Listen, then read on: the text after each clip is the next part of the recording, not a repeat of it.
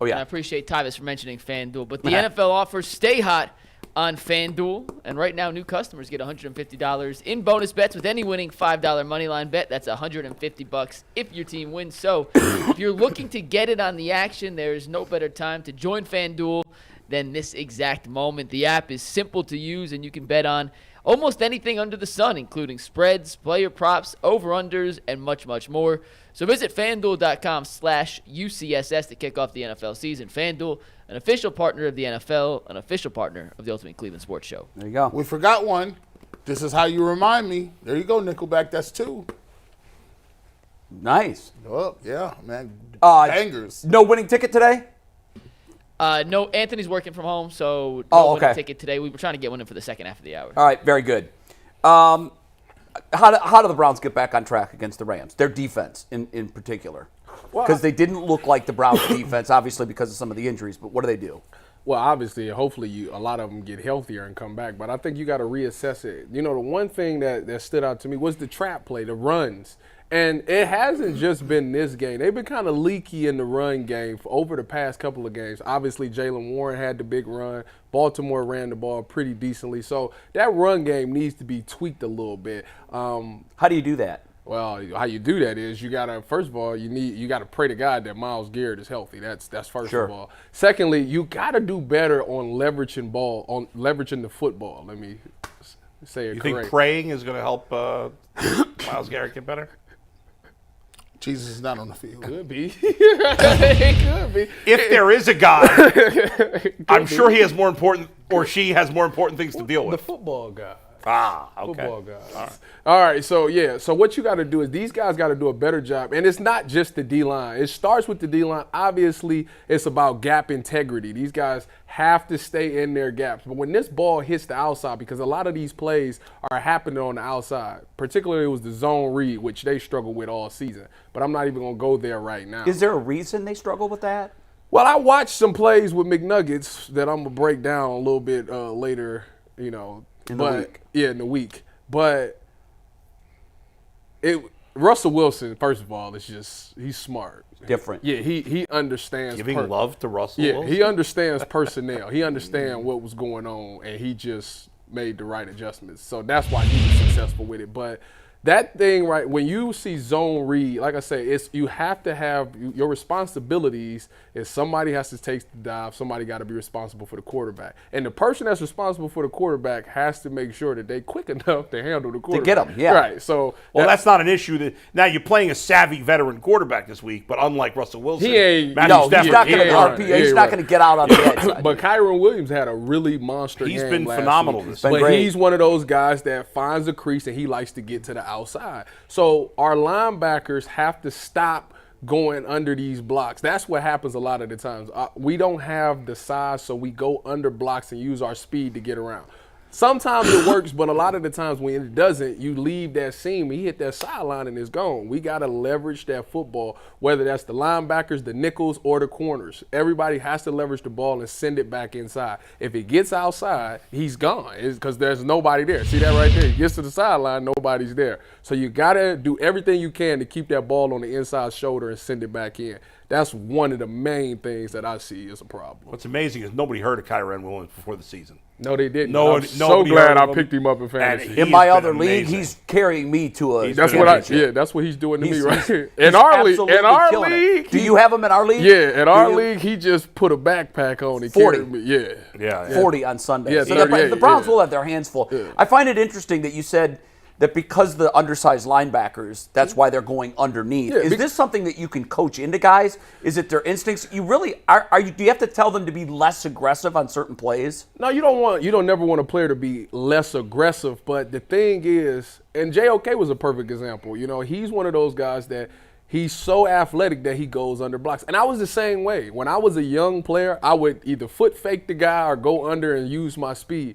It wasn't until I got older that I realized that using your hands is what gives you longevity in this career. Your arms is long. If you can get your arms extended off, you can push them and pull them to the side and get where you need to be. They call it two-gapping. You get there, you see where the guy's at, you throw him or you shed him to the side, and then you go make the play.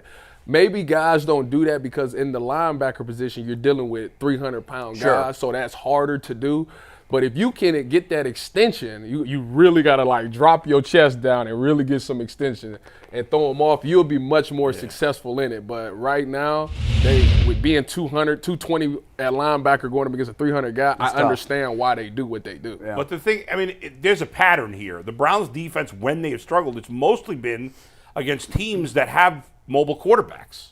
Yeah. Right? I mean, And that gives them another thing to look at. yes, and that's not an issue Kenny here. Pickett, well, Kenny Pickett didn't run. Jalen Warren just got that one run. Right. Ravens, But they didn't struggle against the Steelers. They gave up one big play in each both game, games, they but gave their up a defense 75-yard didn't play, and that struggle. was half their yardage. They struggled against Colts when Minshew was running a lot, struggled against the Ravens defensively against Lamar, and then they struggled this past week against Denver. This week, you don't have to worry about that. Now, and their passing game, I don't know. Listen, Kyron Williams is a find for them, and he's been great when he's been healthy. And they've been good. They've been a decent team when he's been healthy. They've won 2 in a row. They have lost. They did lose 3 in a row, and I think 4 or 5 before that. And he missed most of those games. Their passing game is not great right now. Cooper Kupp's not the same player anymore. He's been injured on and off all season. Mm-hmm. He hasn't been putting But the up Nakua numbers. fine was big for them, He too. was, but he's cooled off since early in the season. He hasn't been as big since then.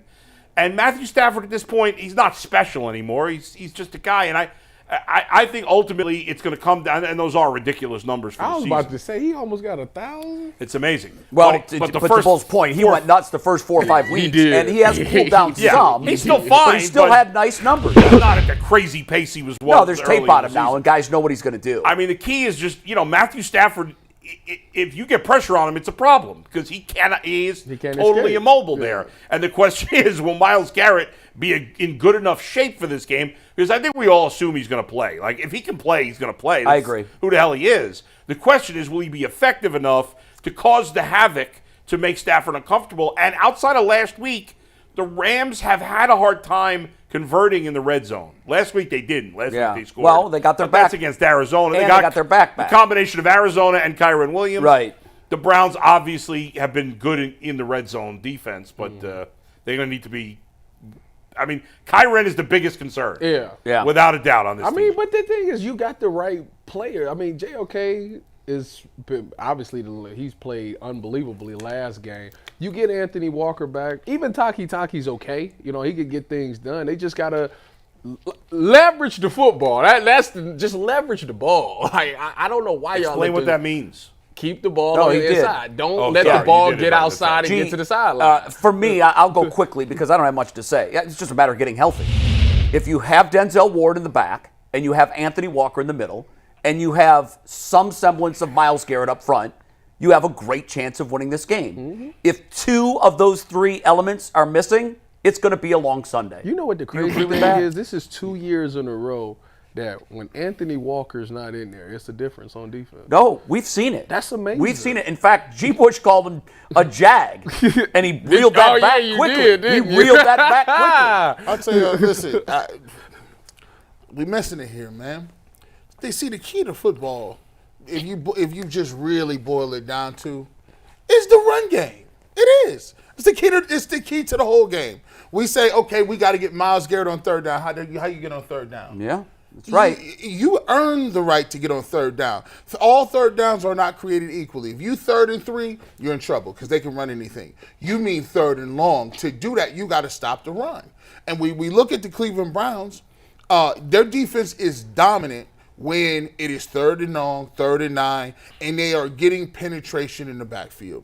As the season wears along, all around the league, the game switches up because it's colder. You have attrition. Guys have been pounding each other for a whole year. When you get to this time of the day, everybody ain't throwing it. Look at the numbers. Nobody's throwing the ball 40, 60 times for 400 yards. Well, we did. I'm about to say we did. We're the anomaly. Because because That's we are not who? true. It's gonna happen. What- Josh Allen threw a ton this week. C.J. Stroud. Did threw a anybody ton throw this more week. than 42 times though? I didn't look. Well, this game Josh Allen did. game Sunday they're gonna throw a lot. Well, because they it's played in LA. overtime. Josh Allen. No. This game is going to come down to, can they stop Kyron Williams? Forget all that passing stuff. Yeah, I agree with that. It's in LA. Weather's not a factor.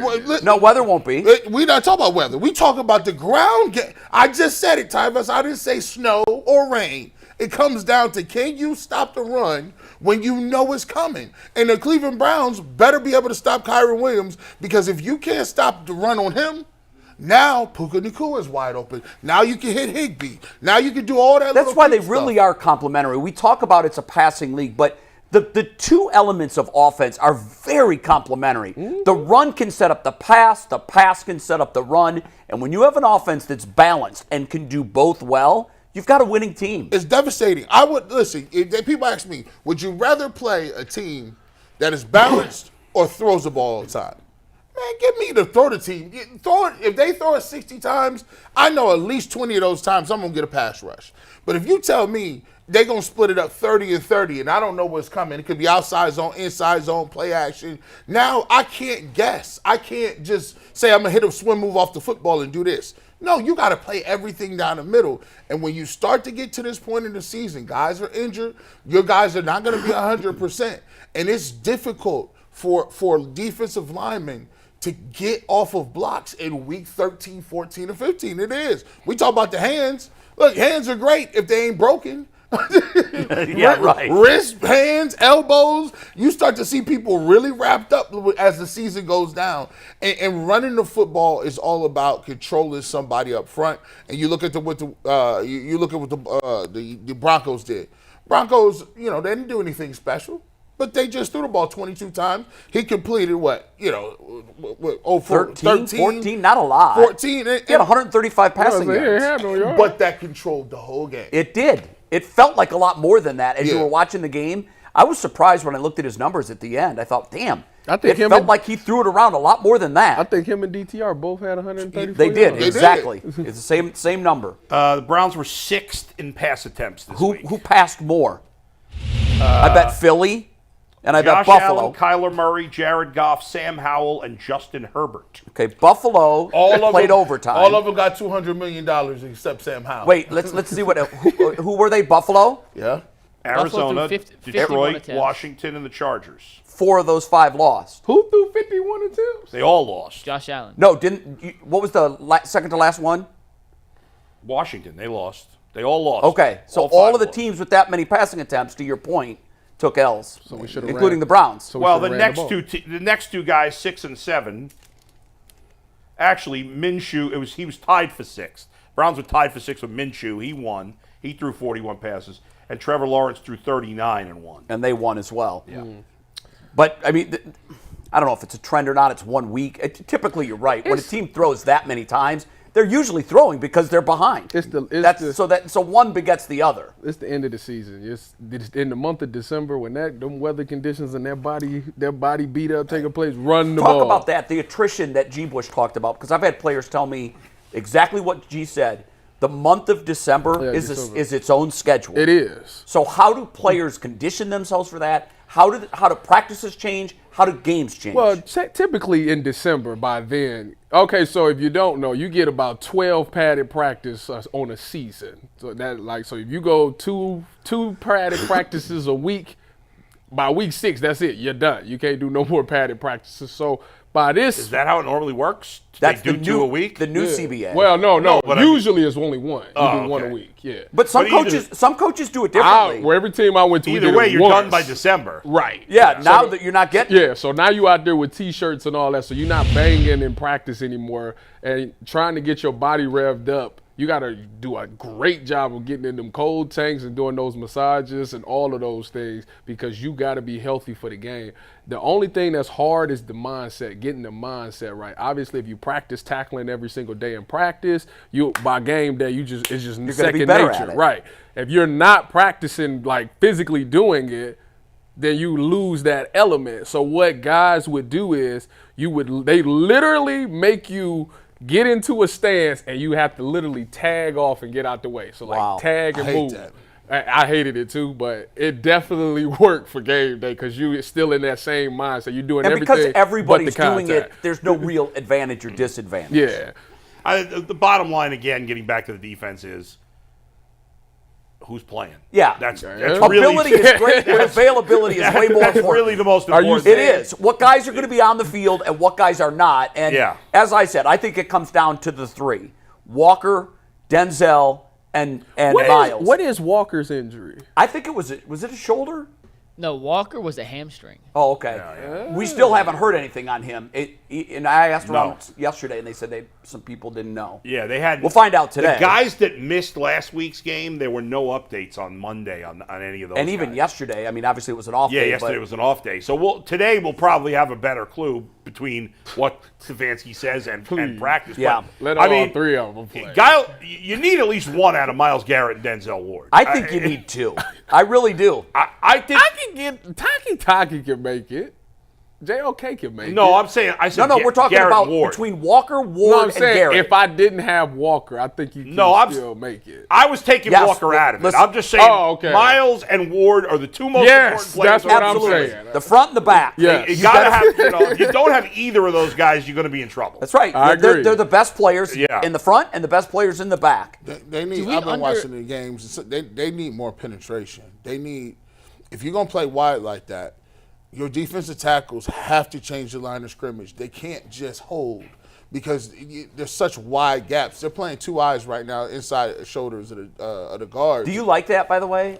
I mean, I don't like it if you don't change the line of scrimmage. Yeah, It's supposed to stop inside run. It's kind of like, and then you got the stop sign on the outside, so it should all like kind of go together. But you have to push that pocket. Yes, you do. You can't just stand and hold. Like when you watch early in the season, you see the Jordan Elliott's, you see the Shelby Harris's, you see the Tomlinson being back there. And even if the ball carrier wants to get to a certain landmark or destination, he has to bounce now. Are they running out of juice? Arizona, they was all back there. Yeah, right. They had like 4 sacks They've from been less 3 impactful. people. The D tackles have been less impactful the last couple I of think weeks. so too. You take a beating down there in the trenches. It's the death. Like, it's a slow death. Like, hey, listen, They gotta get Icarus rotated more or something. They gotta And get by some the hits way, off these dudes. if we're being honest about it, I mean, Zadarius Smith's been a disappointment, hasn't he?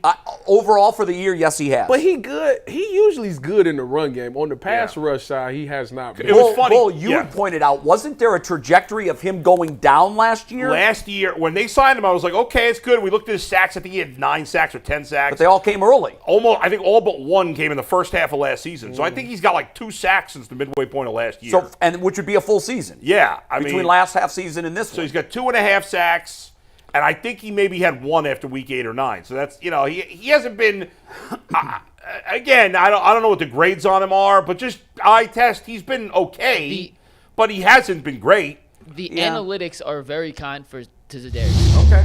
All right. Which take production analytics, eye test, it all matters in the overall evaluation. He's graded out, not necessarily by PFF but in terms of his pass rush win rate and his time to pressure are both relatively pretty high compared to other defensive ends. But I feel like with a lot of defensive lines, like you have the one guy on the one side that's pretty free reign. He's like the pass rusher, and then on the opposite side, you have like that run stopper guy. But why? I just feel like that's the way they do it. Tyvis, on other like last year, the Eagles probably the best defense in football, and didn't they have 4 guys with double? Yeah, they did. sacks? Yeah, it was 10 ridiculous. sacks. That was ridiculous. And that's everywhere, not common both to have sides. 4 certainly, but you could have 2. You got to have something. Like, everybody opposite of Miles never does well. I want him to understand that. Look, stop waiting on Myles Garrett to make these plays. Yeah. Sometimes Myles Garrett is so good that it gets people. Look at Clowney last year.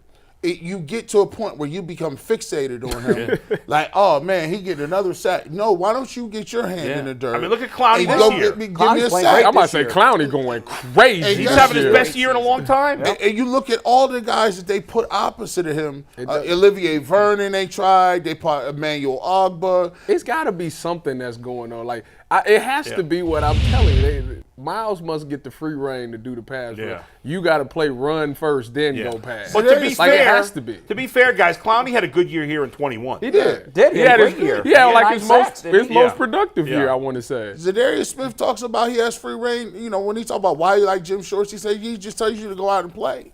Myles Garrett is just that good. Like, It doesn't make sense that he. Yeah. How many TFLs he got? 5? Who? Miles? No, Zadarius. Zadarius Smith, according 2.5 to sacks. ESPN, has 5 tackles for loss. So that's what I'm saying. He get in the backfield, but it's like he play run first. How many does Ogbo have? Ogbo has 12 tackles for loss. Wow. I mean, and how many Miles sacks has does he 12. have? Ogbo is 3.5.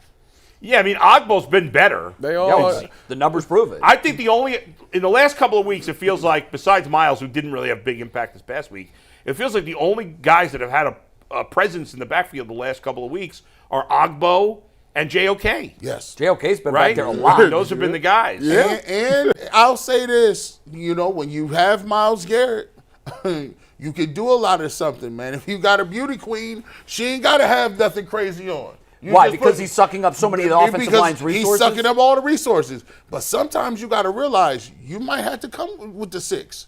You might have to bring more exotic looks to get If people. they open. bring 6, they better. You better I get don't home. see why it wouldn't. Though. Right. You got all of these dudes that's got with the JOKs coming along, Ogbo, Miles. You should be able to hit home, but I wouldn't do it 3rd and short. But And I also wouldn't do it if Denzel Ward's not on the yeah, field. you're about to say this got to be some 3rd and long type See, stuff. but this the thing, Tyvis. You trying to have it both ways. It's risk reward. If you don't, dangerous game It's a you play. dangerous game you play.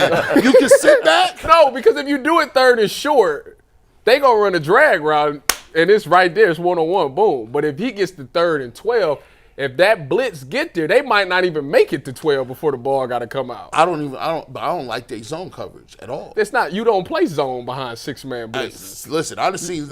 You got to. It's 0. Listen, and that's the scary thing. It is. But you got the then you guys. got Greg Newsome. because 0 is on 0. Oh, don't do that. Although I would They think, looking at 0 now. Come on now. They Although I was would looking at him. y'all like sick. Puka Nacua seems like he'd be a better matchup for Newsome than Cortland Sutton was because he's not a big, huge guy. I mean, Cooper Kupp's a big guy, but he's So say Denzel's Yeah. out. Who's checking who? I would got have Martin and I would have Grant. Emerson on Kupp, even though I would too. Yeah. I still think he's 'Cause he's the bigger He's the receiver. bigger, physically bigger Yeah. threat. But Nacua can be a handful, man. Yeah. He's given some DBs fits this year. Listen, is I their know third Newsome receiver? had a bad game. He's not a scrub. I mean, he's still a decent player. He's just not as good as Denzel Ward and Martin Emerson. In the right spot, he can be very Yeah. good. When you ask him to be the man, Right. we saw what happened. How big is Nacua, Mike?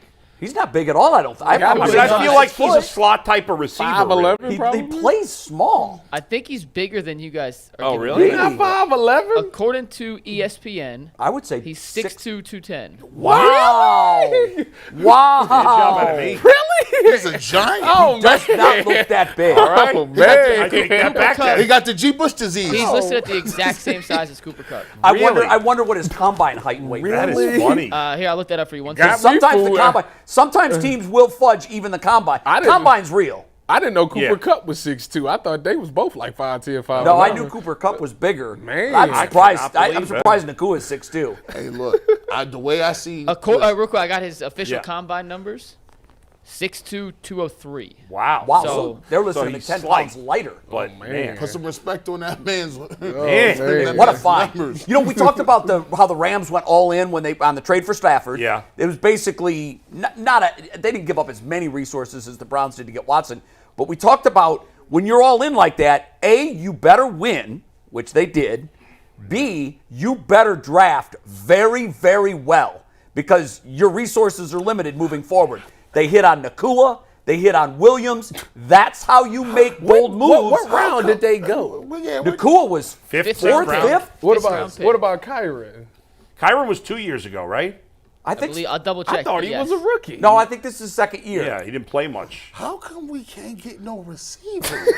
I know, and they get a They Nakua in the just fifth show round. up. I'm feeling optimistic about Cedric Tillman after this. Kyron Williams was also a 5th round pick, so My back-to-back God. 5th round. So picks. they- So they're laughing. They're laughing at all the conversations of you gave up 2 ones. Oh, my Nakua God. and Williams are playing like and if ones. now, even though they didn't give up as much. Now they gave up a lot because they also traded Goff, who's been pretty good in Detroit. They did, but that was a swap. Right. I mean, But they also gave up. They made a trade for. They made other trades where they gave up a lot. They traded for Jalen Ramsey. Right. For Remember Von they. So Miller. they. What's that, They Mike? gave up picks for Von Miller, too. Von Miller. That's Yeah. right. So not just in the one trade, the Browns gave up more, but Yeah. in total, the Rams gave up a ton of. but you know what? high If picks. you hit on your picks, yeah. if you get a start, Now, not I just a don't- starter, but major contributors in Williams and Nakua Which would be in the major. 5th round, In the fifth? He got 900